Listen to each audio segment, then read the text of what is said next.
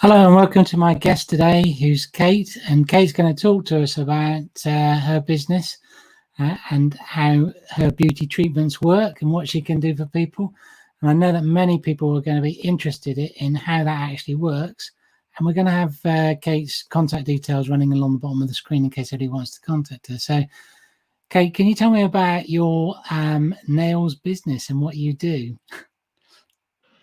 I can, yeah. So I'm Kate and I set up Sparkle and Shine about 3 years ago now.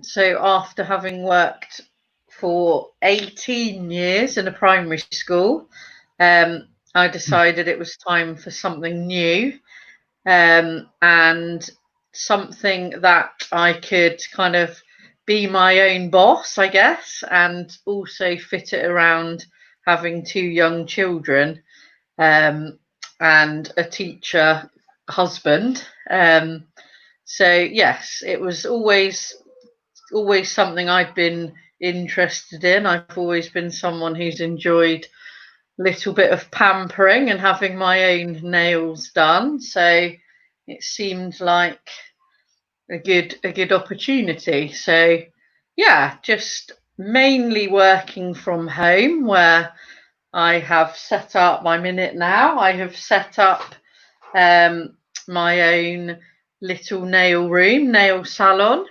but I also offer some other treatments, facials, waxing, full pedicures are some of them.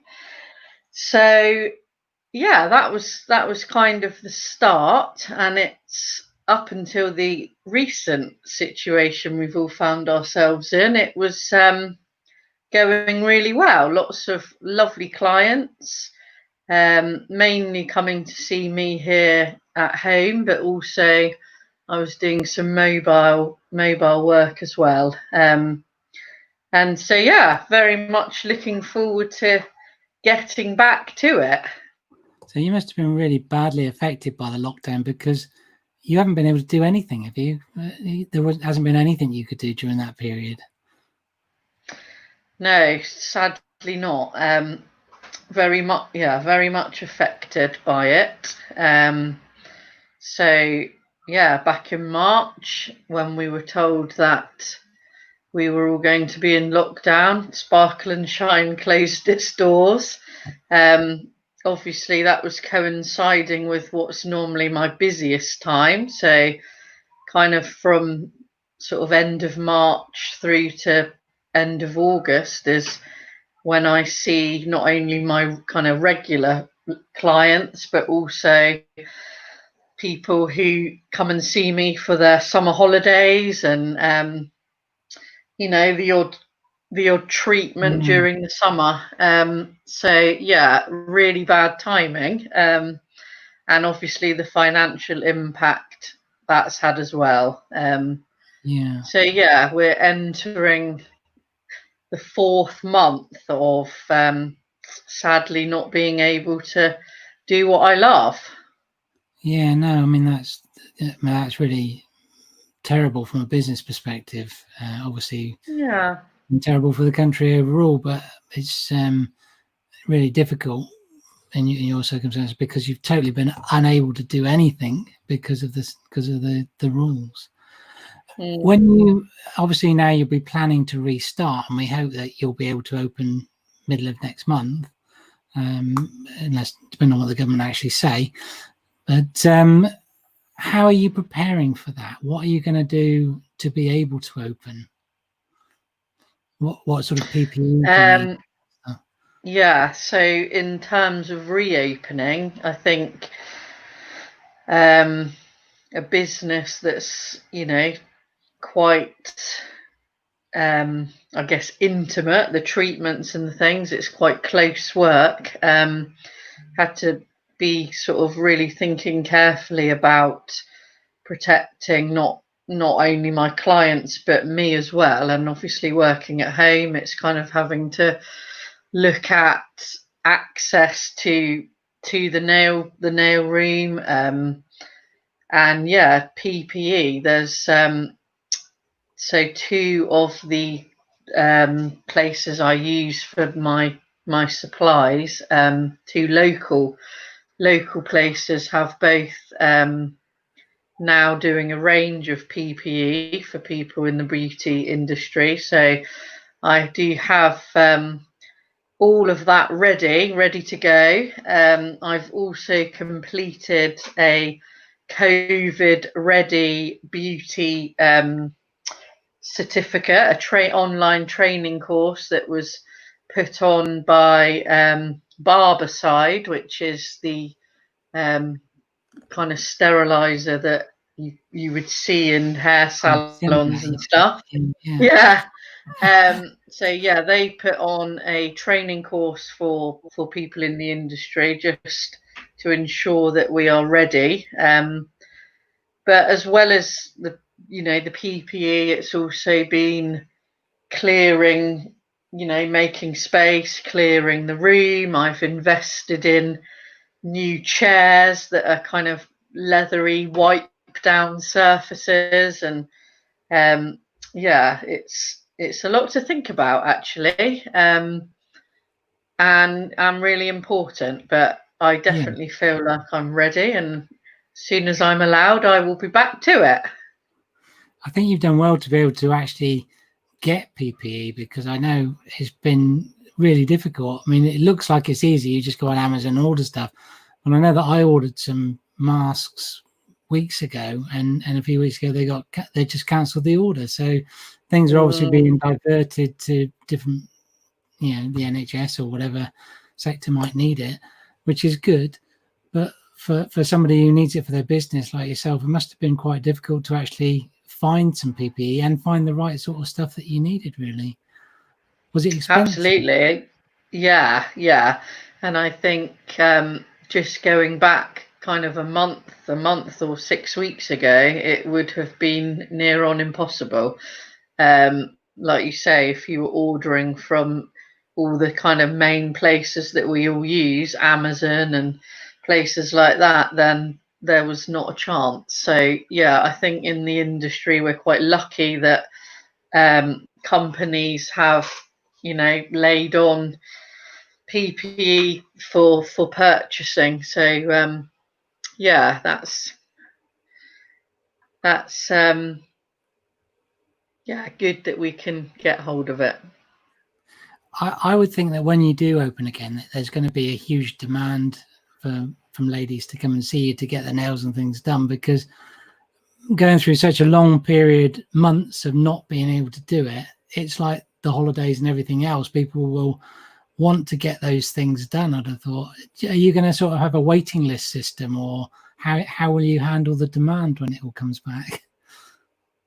Well, yeah, I'm hoping you're right. I'm hoping I'm going to see a big old queue of people waiting.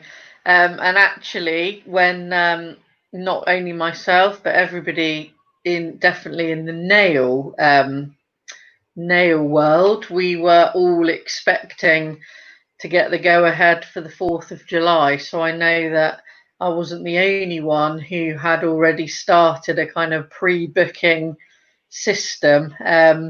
Unfortunately, that's obviously on hold again for the next few weeks. But yes, I was inundated with all my lovely ladies ready to come back and see me, which was lovely, because actually, not only in terms of, it's kind of like I said, the financial side, the not having earned, and keeping a small business going, there's also been the kind of well-being side of it, and I love seeing my clients, and hope that they would say the same about coming and having a chat with me. So yes, definitely looking forward to getting the go ahead. Do you visit care homes as well? And is there any plans about how to do that going forward? Are they going to be more restricted, or are they, when it happens, when it does get open, is it just going to be everybody can go and it's all fine sort of thing, or is there going to be still some restrictions on care homes and stuff? Yeah, there's definitely going to be a lot of restrictions, and that also means that that's kind of quite a number of my clients that I won't be able to see anytime soon. So, like I said, I also do mobile work, and one of my kind of biggest parts to that is I go and visit some lovely ladies in um, like a managed residential home, independent living, but with somebody on site. Yeah. I go and see them every other week, and or had been. But yes, because due to the fact that a lot of those will have been told that they need to shield. I imagine it's going to be some time before I can get back and see them. And actually, the same for some of my clients who come here to see me. I know that there are a few who will still need to be shielding for now. So yeah, it's though hopefully sometime very soon we can get going again. I think there will be some that it's going to be some time before I get to see them, sadly. Yeah, no, that's difficult because I think the shielding is going to continue for another month or more, isn't it? I think so. Mm, So they will have to still keep separate, but which hopefully very soon we'll be a bit more relaxed about these things, and let's hope that we don't find ourselves in the situation that Leicester's in at the moment, where they're facing an extended mm, lockdown, which must be very disappointing for the people there. And definitely. Yeah, definitely. although we've seen some pretty crazy behaviour in Bournemouth with 500,000 people turning up to the beaches, which can't be a good thing from a perspective of trying to contain the virus. Because if you mix 500,000 people up, then pretty sure that some of them are going to have it.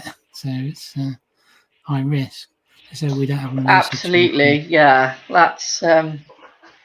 That's definitely. I think we need to be sensible if Mm. we want to keep moving forward. And yeah, I in my other work, I do also do some work for BCP, and yeah, that's something I've also been involved in is going down and kind of supporting police really in just having a look at what's going on with our young people in Bournemouth over the last few weeks, or especially when the weather's been good.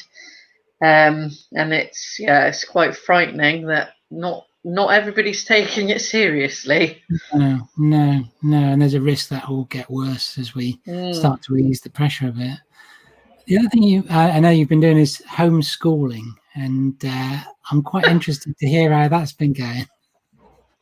Yeah, so I've had a few hats recently. I've obviously taken off my sparkle and shine nail technician hat and put on my children's social care mummy and teacher hat, and yeah, been trying to homeschool. Well, up until 2 weeks ago, I was homeschooling both of my young boys. So one is 10 and one is 6, and that was interesting, I would say. Um, After 18 years working in a primary school, you'd think I'd have the kind of necessary toolkit to do that successfully, but I'm not sure it was quite like that. But one of them is back in school, which is great, and the other one is still plodding on at home with me. Um, yes, it's okay. I think he would be very much looking forward to getting back to school. He is in a couple of days a week when I do my social care work, because then I am classed as a key worker. But other than that, he's at home with me. When will they go back to school? Do you know what the plans are about that? I think that's still under negotiation as well.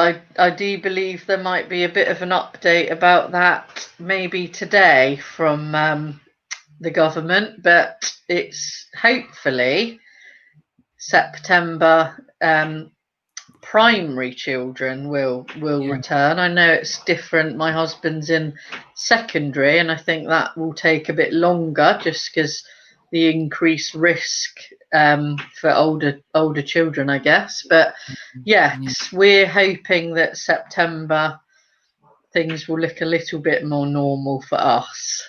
Yeah. Yeah. I thought some of the schools were planning to go back before the summer holidays, but I mean, it does seem a bit crazy that they go back for a couple of days and then they're on holiday. But it's it seems to be different plans. Yeah, I think yes, I think some are trying to get students back to kind of do transition work and just kind of check in, ready, ready for their next year, meeting new teachers and things like that. But yes, hopefully September will be when we see schools getting everybody back. And I think the change or the update in the social distancing being reduced to 1 meter, or I do believe in primary they're saying that they don't need to worry so much about social distancing for the younger children. Hopefully that will also mean that they can all get back, because I think actually I know for us as adults, and in terms, me with the business, and for adults, it's had such a big impact. But I think also for our young people, it's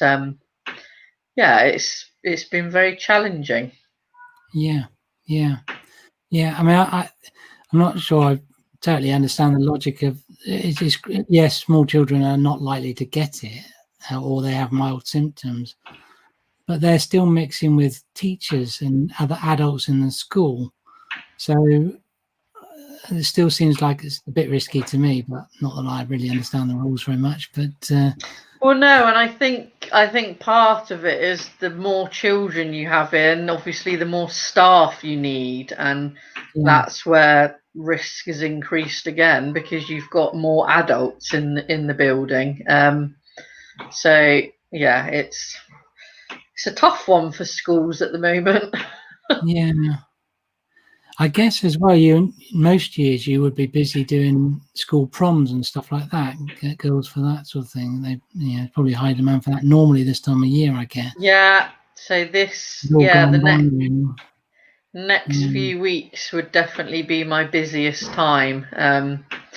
So it's kind of sad, really. It feels very strange. mm, Back in March, I was just thinking yesterday that I had, invested in all my new summer colours, and all the kind of new gel polishes were kind of coming out in February and early March, all the lovely summer range which I invested in, and it's all sat in its box. yeah, yeah, yeah. No, that's well, it's a big financial outlay to get those sorts of things, isn't it? They're not Yeah, cheap treatment, huge, are they? huge. I can tell you that one bottle of a gel polish is 12.95. Hmm. So yeah, Great though, it's a lot of it's a money. lot. Yeah, yeah, yeah, yeah. What sort of how much will you be changing your pricing, or how does pricing work for your service? Is it based on time, or is it based on, I guess it's based on the treatments, isn't it, sort of thing? You probably got all that on your Facebook page, I expect, a price list and things like that, haven't you? Yeah, so pricing is obviously taking into account the cost of the products. And for something like a gel manicure, which is what most people, that's kind of the thing to have at the moment. That does involve quite a few products actually, and so pricing is done, with that in mind, and obviously the time. So I think my plan hopefully is to keep everything as it was and see how we go. Obviously, maybe make some changes if needed. But yeah. How do you do your bookings? Do you have an online booking system, or is it a paper-based system, or how do you manage? Because you're likely to see a surge in bookings, hopefully pretty soon. So how do you keep pace with? How do people book with you, sort of thing? What's the process? So I'm a bit old school. I still like a nice paper diary. So yeah, most bookings, I obviously have my Facebook page, Sparkle and Shine. And people do kind of message me on there. I don't have an actual booking system on there, but a lot of people do message me through that. Otherwise, people contact me on the mobile number that's on this screen. So yeah, and I think one of the big things that I am anticipating is I want to be able to be quite flexible in ensuring I get everybody back. So before the lockdown, I kind of my nail days were Wednesday, Thursday, whereas I'm already anticipating that actually I will be more flexible in the hope that I can accommodate, not only volume of people that might want to come back and see me, but also just to be able to be what people need. Is there what's your most popular age range of clients? Do you have more of any type of age group than other, or is it fairly sort of evenly spread across range of ages that people can see?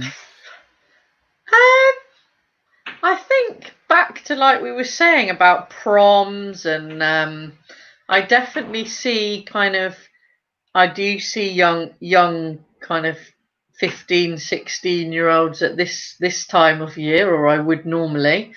In the summer holiday, I do have some people who like to bring their younger children as a little bit of a treat. So I sometimes see kind of mums with their daughters, which is very lovely. But I would say my kind of regular client base are lovely ladies who are either kind of, well, middle-aged. Very polite. Deserve a treat. Ladies who deserve a little bit of pampering. Sounds good. Okay, well, I think that's really great, and I appreciate you coming on today to have a chat with me. Thank you for having me, and I do hope that people will watch this and look at their nails and think, yes, let's book them in. Yeah, and get them painted.